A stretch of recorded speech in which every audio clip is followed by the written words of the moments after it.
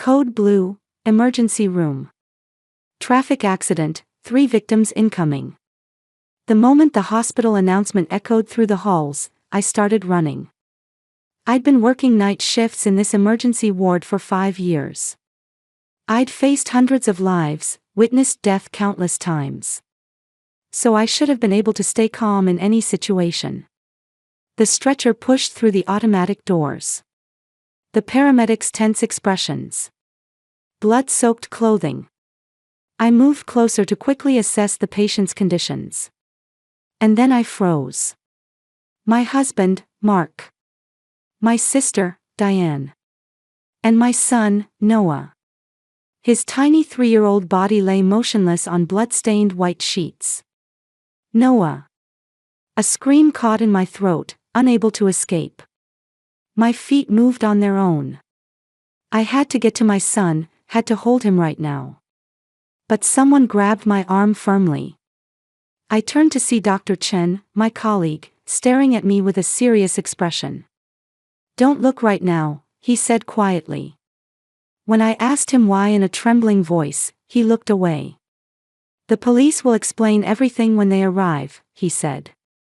Police. I couldn't understand what that word meant. This was an accident, wasn't it? Why the police? My son, my husband, my sister, they were dying right in front of me. It had been 3 hours earlier. I was getting ready for my night shift when I said goodbye to Noah. "Mommy, are you coming home today?" he asked, grabbing my uniform with his small hands. Mark smiled gently at him. "It's okay, Daddy's here," he said. It was just another peaceful evening, like always. As I was about to leave, my sister Diane suddenly showed up. "Hey sis, why don't I watch Noah tonight?" she suggested. "You're tired from all those night shifts. You need to rest," she said with what seemed like concern. But I turned her down. "Mark's here, so we're fine." "Thanks though." That's when it happened. A moment of silence as Mark and Diane exchanged glances. An atmosphere like they wanted to say something. But I didn't think much of it. I was running late for work. Looking back now, maybe that was the final warning. When I got to the hospital and was changing in the locker room, my colleague Lisa came over. "Haven't you been tired lately?" she asked with a worried look. She was a single mother who worked on the same night shift team as me. "I'm fine. Having family helps me keep going," I answered with a smile. I really believed that. With Mark and Noah, I could get through any difficult night shift. Around 9 p.m., I got a text message. It was from Mark. "Running late tonight. Leaving Noah with your sister." I wondered why so suddenly. He'd just been home. But I was busy preparing for my shift and didn't have time to think deeply about it. Diane's safe, I told myself. She's my sister, and she adores Noah. 11 p.m. A call came into the emergency room. Traffic accident on the highway, 3 victims incoming. Adult male, adult female, young child. I started preparing with the other nurses. "Terrible accident," someone muttered. I agreed. Never imagining for a moment that those 3 people were my own family. The moment the stretchers were brought in, the world stopped. Mark's blood-covered face. Diane's motionless body.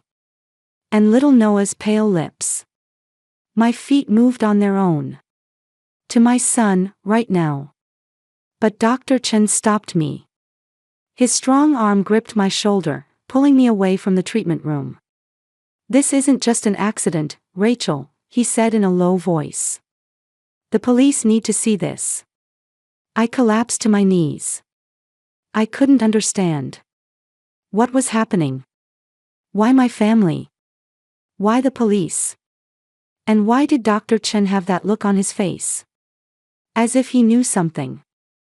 As if he was certain this wasn't an accident. The treatment room door closed. Inside, my colleagues were trying to save my family. But all I could do was sit in the hallway. A nurse who'd saved hundreds of patients over 5 years, unable to do anything for her own family. Lisa rushed over and hugged me. What happened? Mark and Diane, and Noah? She asked in a trembling voice. But I couldn't answer. I don't know. I don't know what happened, was all I could say as I broke down crying. And then, in the distance, I heard sirens. The police were coming. The police Dr. Chen had mentioned. I still didn't know the truth that was about to be revealed. What my husband and sister had been doing behind my back for the past year. And what terrifying night my 3-year-old son had endured.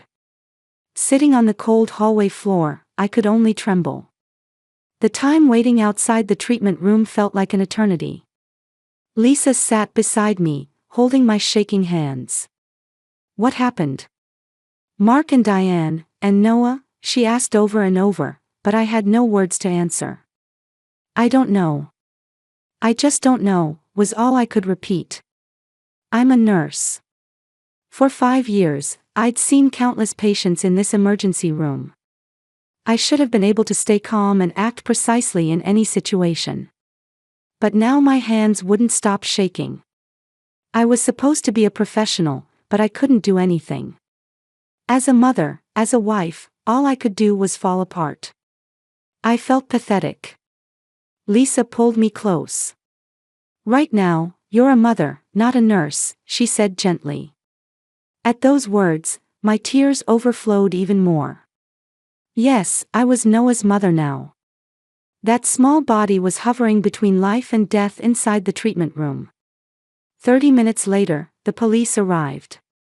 A young officer in uniform and a female detective in a gray suit. The woman walked straight toward me and introduced herself. I'm Detective Martinez. I have some questions for you. My son, my husband, I stood up and pleaded. But the detective's expression didn't change. First, there are some things I need to confirm, she continued. Her calm tone only heightened my anxiety. The detective led me to a separate room. A small interview room. Lisa came with me. There, the detective began explaining the accident situation. On the highway, they crashed into the median barrier. My husband Mark and my sister Diane died instantly. Instantly. That word echoed inside me over and over. Mark. Diane. Gone. I would never hear their voices or see their faces again. But the detective's next words made me look up. Your son Noah is in critical condition but alive. He's currently in surgery. Alive. Noah was alive. That fact alone sustained me. The detective continued. Where were they headed? She asked. I shook my head. I don't know. My husband only said he was leaving him with my sister. I showed her the message from Mark. The detective frowned. They were heading to the coast. To a place with cliffs. Cliffs. Why? At 11 p.m., with a 3-year-old child, why to the ocean cliffs? I couldn't understand. What would be the point? Not a picnic, not sightseeing. What business would they have at cliffs in the middle of the night? The detective pulled out a tablet and showed me the screen. This is the preliminary investigation report, she prefaced. The child lock in the back seat had been manually fixed. So it couldn't be opened from outside. Abnormal substances were detected in your son's drink bottle. When we checked the car's GPS history, the destination was set to ocean cliffs. That doesn't make any sense, I raised my voice. Why the child lock? Why something in his drink? Why the cliffs? The detective answered quietly. We're investigating that now. But there's something more important. The police had seized Mark and Diane's smartphones. We need to check the message history, the detective said. What are you looking for? I demanded. But the detective said, I can't say yet. But one thing I can tell you. Your son may have saved his own life. I couldn't understand what that meant. How could a 3-year-old child save his own life? But the detective's serious expression told me this wasn't just a traffic accident. At that moment, the treatment room door opened. Dr. Chen came out. His surgical gown was stained with blood. I stood up and rushed over. The surgery was successful, he said. Noah is unconscious, but his condition is stable. Head trauma, multiple fractures, dehydration. But he's alive. I nearly collapsed to my knees. Lisa supported me. He's alive. Noah's alive, I repeated over and over in my mind. But Dr. Chen's next words made me freeze again. The blood test detected trace amounts of sleeping medication. Sleeping medication. Noah's only 3 years old. I screamed. Someone gave it to him. Probably mixed in his drink, Dr. Chen answered. Detective Martinez stepped forward. Would that be evidence of attempted murder? She asked. Dr. Chen nodded. Then the doctor looked me straight in the eye and said, Rachel, I stopped you earlier because I've seen cases like this before. Domestic violence. Child abuse. And sometimes, worse things. Your son had bruises on his wrists. The kind left when someone grabs you hard. I felt my world crumbling. Mark. Diane. Sleeping medication. Child lock. Ocean cliffs. Everything was converging toward one terrifying possibility. No. That couldn't be. Mark loved Noah. Diane was my sister, Noah's aunt, and she'd always been kind to him. They couldn't have done something to Noah. But the evidence told a different story. Something cold and calculated. The detective said, it'll take a little more time for the smartphone analysis results. But Rachel, prepare yourself. Prepare for what? I asked. The detective took a deep breath. The truth may be much more cruel than you can imagine. I went to the ICU. I wanted to see my son. The moment I saw Noah lying in the small bed, tears overflowed. Bandages on his head, a cast on his arm, his small body connected to a ventilator. Noah, Mommy's here, I said, taking my son's hand with trembling fingers. What happened? Who did this to you? And then I saw the bruises on my son's wrist. On that small wrist, the marks of adult fingers remained clearly. Someone had grabbed this little hand hard. Roughly. Hard enough to cause pain. What if it was someone I knew? Someone I trusted? From the hallway, I heard Detective Martinez's voice. We have the analysis results, she told another officer. Check the message history. Right away. In the silence of the ICU, I kept holding my son's small hand. The regular sound of the ventilator. The electronic beeping of the heart monitor.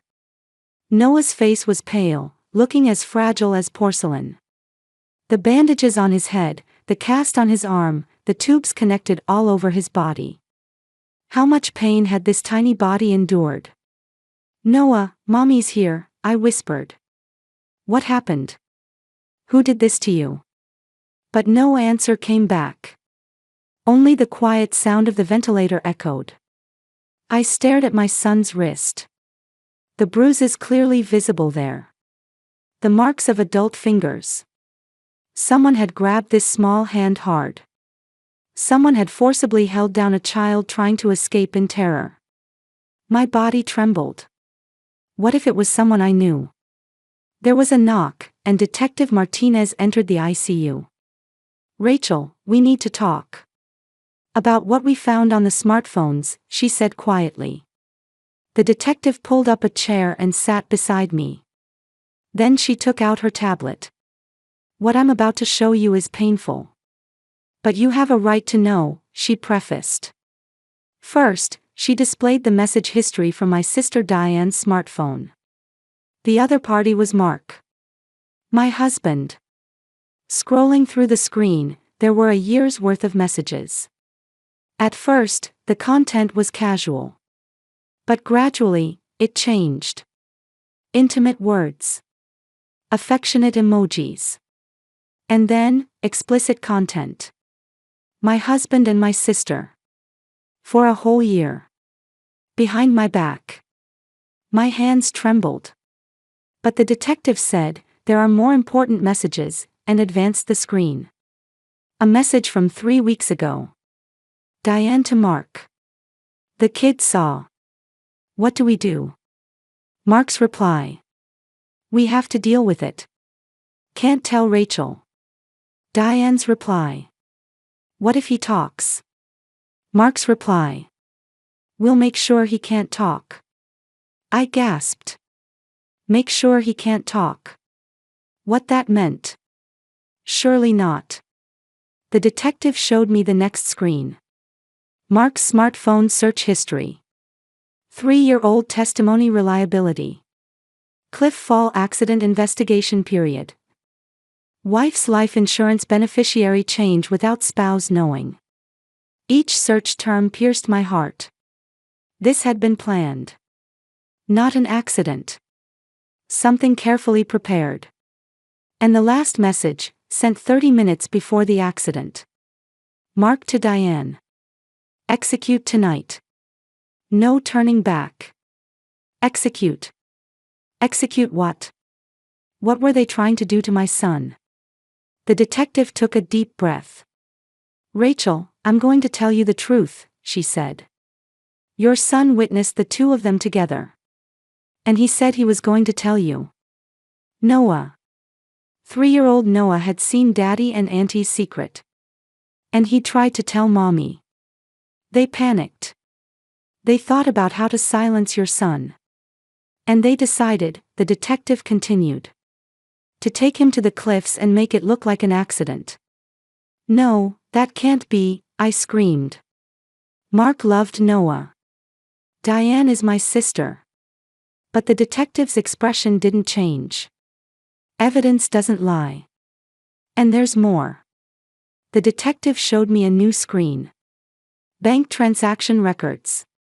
$38,000 had been moved from my savings account to Mark's hidden account. An account I didn't know about. Furthermore, documents for selling the real estate I'd inherited from my grandmother. My signature was on them. But I had no memory of signing such documents. They were forged. Using my name, they tried to steal my assets. And finally, the detective showed me one more document.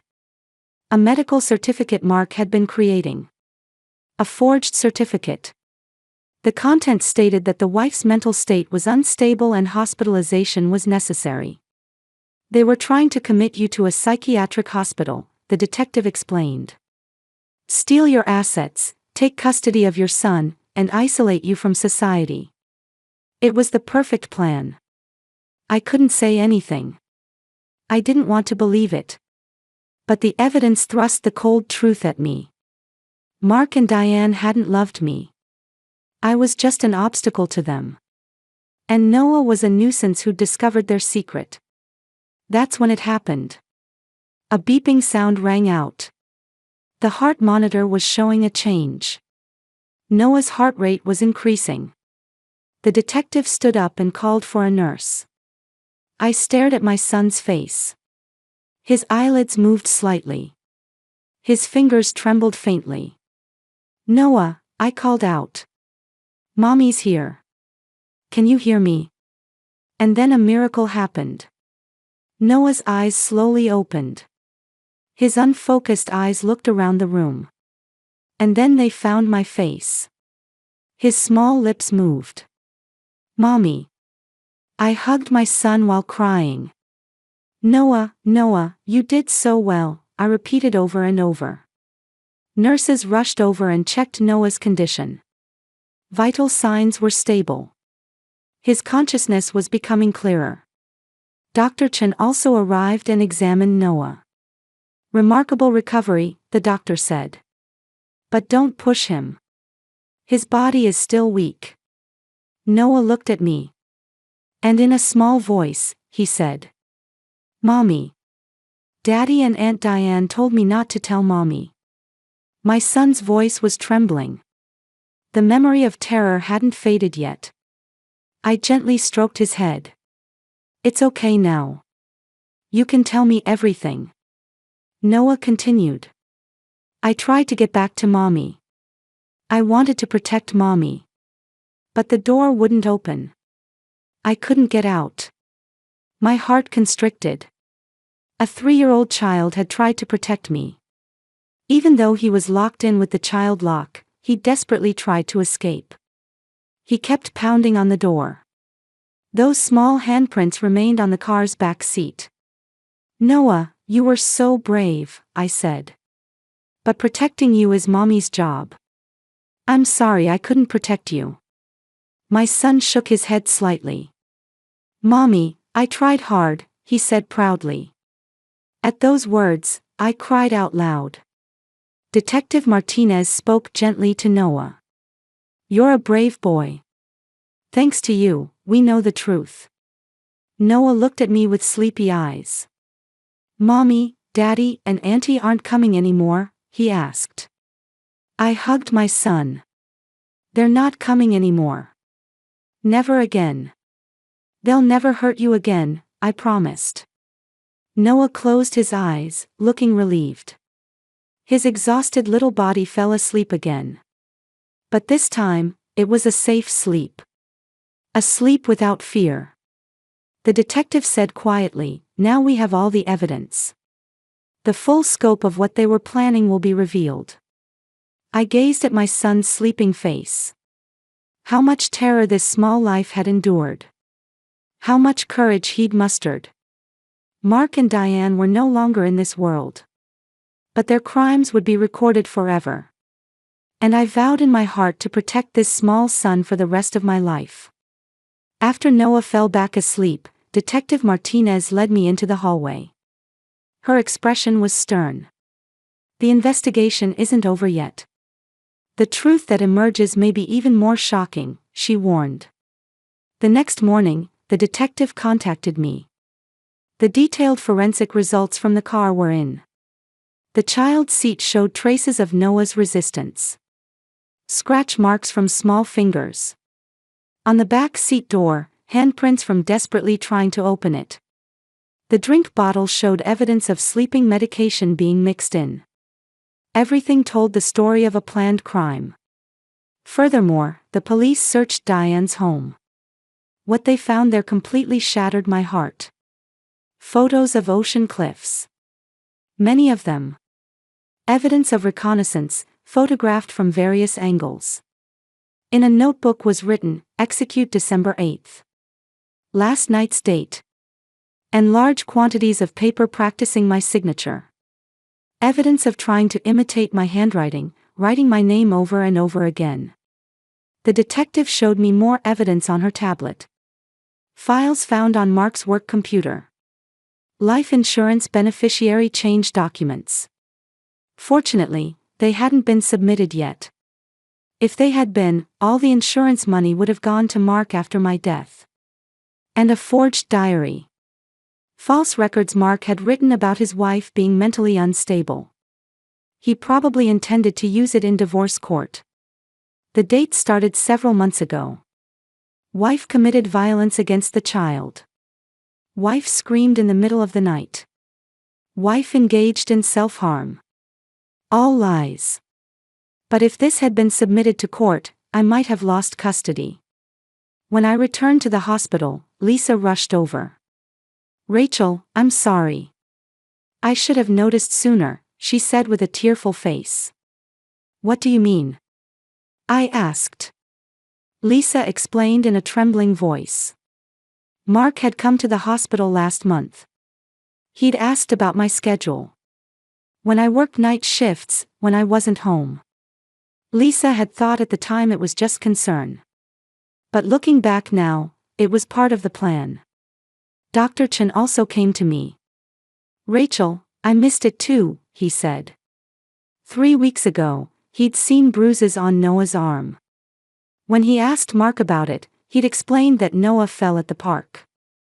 But the way those bruises formed wasn't from a fall. They were from being grabbed. But while I had doubts, I didn't pursue it deeply. Other nurses also testified. Someone had seen Mark trying to break into the locker room. He might have been looking for my personal information, passwords, banking information. All the dots connected to one terrifying plan. A few days later, the police financial investigation results came in. Diane's bank account had $85,000 in suspicious deposits over the past 6 months. The source was my grandmother's inheritance. Using forged documents, part of the land had already been sold. My assets had been stolen without my knowledge. Mark's hidden account was also investigated. It contained not only my $38,000 in savings, but also $50,000 in life insurance advance payments. Mark had removed me as beneficiary and was receiving it himself. Furthermore, the joint account with Diane had $123,000. Altogether, they'd stolen over $211,000 from me. And then there was the most shocking discovery. A document saved in Mark's cloud storage. The title was, Post-Divorce Plan. Phase 1, Make Wife Appear Unstable, Document Everything. Phase 2, Obtain Full Custody of Noah. Phase 3, If Noah becomes a problem, make it look like an accident. Phase 4, Inherit everything, marry Diane, leave the country. I could only stare at the screen. This was what my husband had been thinking. What my sister had been cooperating with. I was just a cash cow to them. Noah was an obstacle in the way. Detective Martinez said, both are already deceased, but this will be formally recorded as a criminal case. Attempted premeditated murder, child abuse, fraud, document forgery. Their names will remain as criminals forever.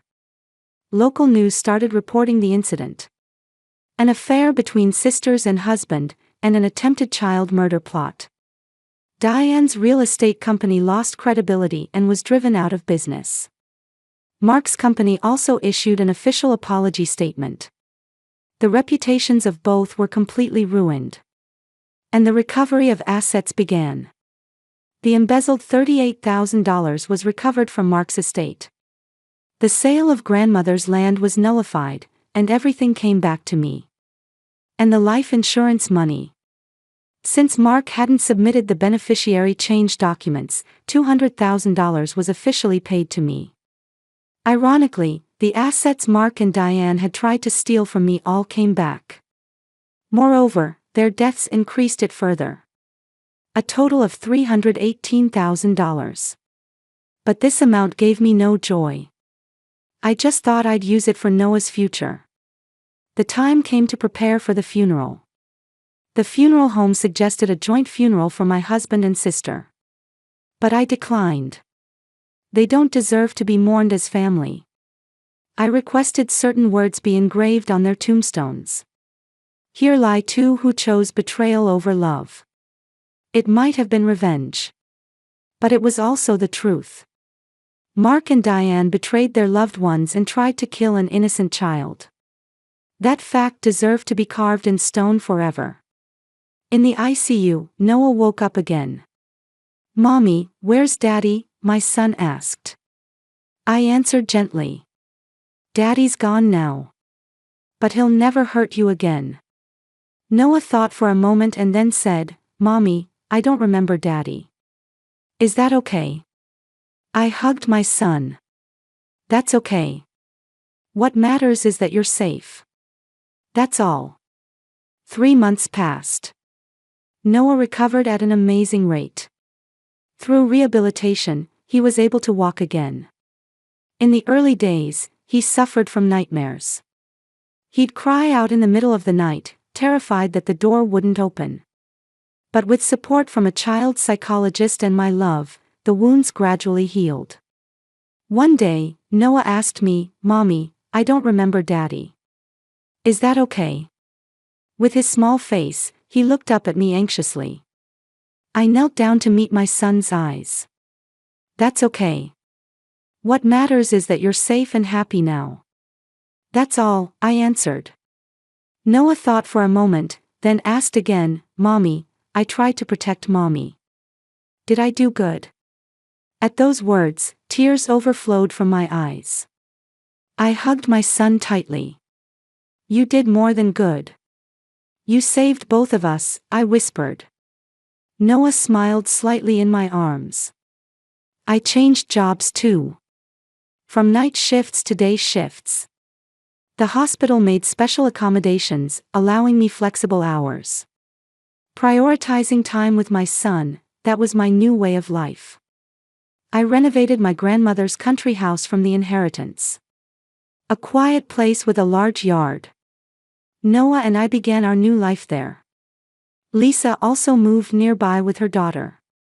We became like a real family now, even without blood ties. I secured the recovered assets as an education fund for Noah. I learned that there are things more important than money. Safety and love. Those are the most valuable things.